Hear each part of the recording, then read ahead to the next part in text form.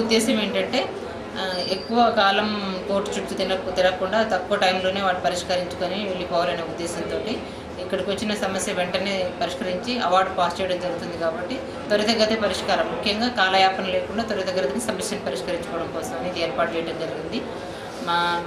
దీని మీద మా జడ్జెస్ అందరూ కూడా ఎక్కువ నేషనల్ లీగల్ సర్వీసెస్ అయితేనేమి, స్టేట్ లీగల్ సర్వీసెస్ అయితేనేమి చాలా ఎఫర్ట్స్ పెట్టి ఎప్పటికప్పుడు మా వెనుక ఉండి ఈ కార్యక్రమాలు చేపట్టడం జరిగింది. ఇది మేము ఒక్కరోజుది కాదు, 3 నెలల బట్టి మేము దీని వెనకాల ఉండి చేస్తున్నాము.